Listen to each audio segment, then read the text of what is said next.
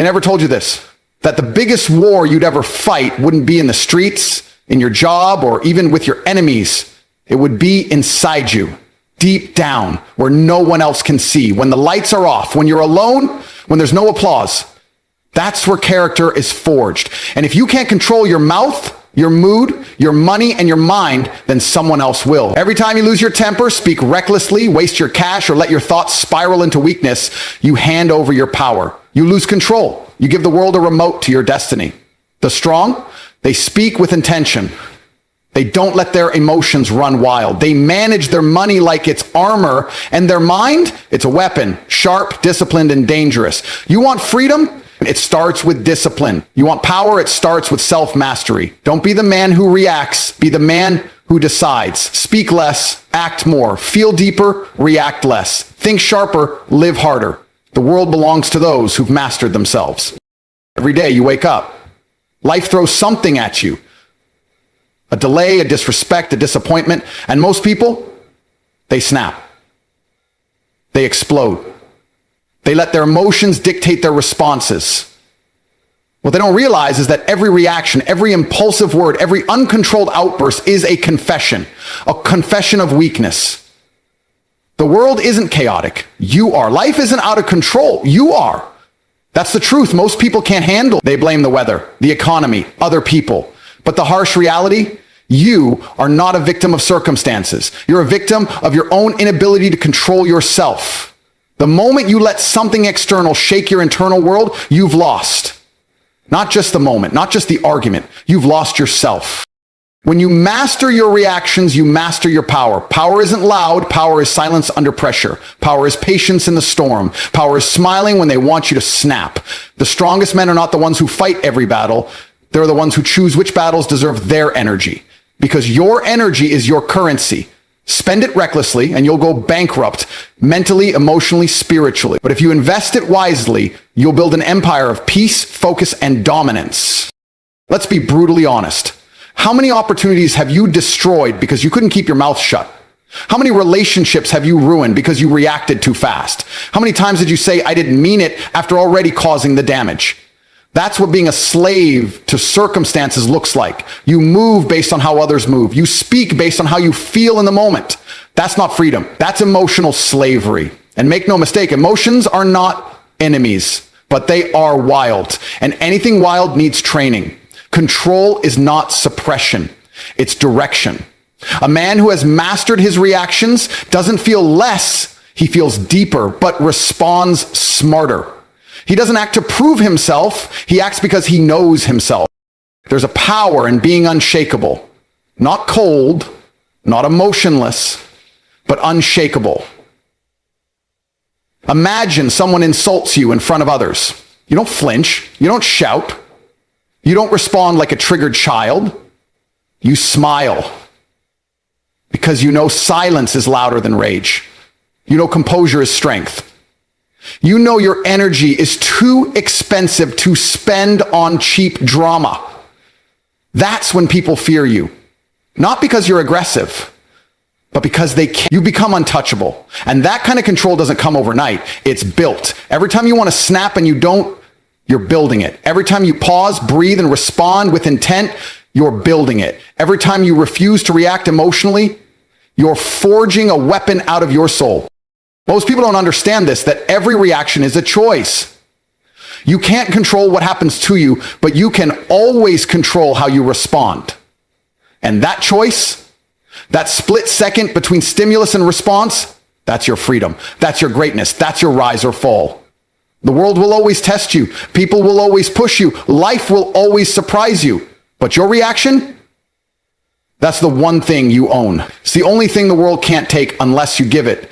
And most men, they give it too easily. They trade their peace for ego.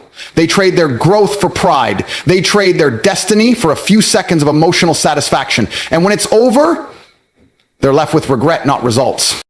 So master your reactions. Become the man who sees everything, feels everything, but chooses what to give energy to. Become the one who can sit in chaos and remain composed. The one who can take a hit and still think clearly. The one who controls himself no matter what the world throws at him. That's the man who wins. That's the man who leads. That's the man no one can manipulate, distract, or defeat. Because when you master your reactions, you don't just survive the chaos, you own it. Everyone wants to be seen as powerful, respected, untouchable. They want the spotlight, the applause, the recognition. But very few are willing to do what it takes when no one's watching. You see, the world doesn't reward noise, it rewards results. And the truth is, discipline in silence builds dominance in public. The loudest in the room is rarely the strongest. The one who brags the most, posts the most, shouts the most, they are usually compensating for the lack of real internal power. The man who wakes up before sunrise, trains when he doesn't feel like it, studies when his friends are partying, works while others are sleeping, that man is building something unstoppable in the shadows. Discipline is not sexy, it's not glamorous, it's often repetitive, boring, and lonely, but it is the foundation of greatness. Every small choice you make when nobody's clapping, every rep at the gym, every page you read, every time you say no to temptation, you're carving out a stronger, sharper version of yourself. And when the time comes to step into the spotlight, you don't need to act dominant. People feel it in your presence, they see it in your results. Because dominance is not about volume, it's about value. And value comes from consistency, from self-control, from relentless execution over time. Think about a lion. It doesn't roar all day, it doesn't announce its power, it moves in silence, acts with purpose, and strikes only when it's time. That's how the most dangerous men operate. Calm, controlled, confident. Their silence isn't weakness, it's focus. It's the stillness of a loaded weapon. The man who talks less but shows up every day, who doesn't need external motivation because his goals burn from within, he's the one everyone watches when it matters most, because he didn't need permission to become elite. He didn't need validation to stay on the path. He chose pain over comfort, discipline over dopamine, solitude over distractions. The problem today is everyone wants quick attention, fast success, instant gratification, but real power is slow cooked. It's earned in the early mornings, the late nights, the moments when quitting would be easier, but you keep going anyway. Every time you say not today to your weakness, you're stacking bricks for a future no one can tear down. And when people finally see you winning, they'll call you lucky. They'll say it happened overnight. But they didn't see the grind, the sweat, the silence. They didn't see the version of you who suffered in private so he could lead in public. You have to understand, dominance isn't just physical or financial. It's mental, it's emotional. It's the ability to stay centered when everything is falling apart around you. It's the discipline to stay off social media and work on your craft. It's the decision to eat clean when junk food is calling your name. It's the refusal to argue with fools and waste time proving your worth. You don't have to tell people you're great. Your habits will speak. Your results will scream. Your presence will declare it before your mouth opens. There is something magnetic about a man who's disciplined in private. People don't even know why they respect him. They just feel it. It's because discipline changes your aura. It gives you an edge. A man who's mastered himself can't be dominated by anyone else. That's the true meaning of power. Not control over others, but full command over yourself, your time, your thoughts, your energy. And that level of command only comes from putting in the work behind closed doors, when no one is filming, when no one is cheering, when no one even believes in you except you.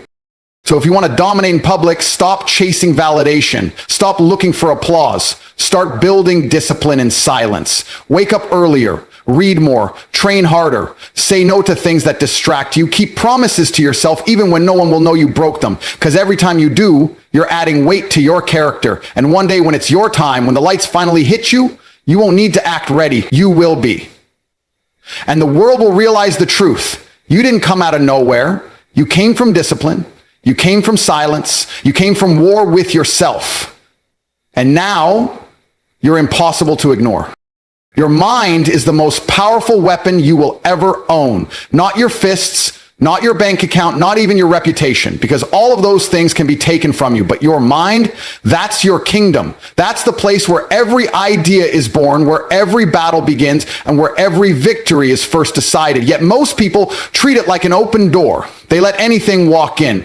Opinions, distractions, garbage from social media, toxic people, lies, doubt, weakness. They give free access to the very space that should be sacred. You have to understand, if your mind is your kingdom, then every thought, every belief, every input is either building your empire or burning it down.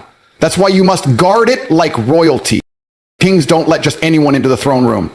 They have gates, guards, protocols, standards. The mind is no different. When you let negativity, gossip, fear, and excuses take root, you poison your power. You give the enemy a seat at the table. And in the modern world, it's even more dangerous. Your phone is a portal. Every scroll, every click, every headline is trying to influence how you think. If you don't set boundaries, if you don't protect your attention, your focus, your mental energy, then the outside world will control it for you. And once you lose control of your mind, you lose control of your decisions, your emotions, your future. The most powerful men in the world don't just train their bodies, they fortify their minds. They control what they listen to, what they read, what they say, what they allow in. They know that thoughts are seeds, and over time they grow into habits, behaviors, outcomes.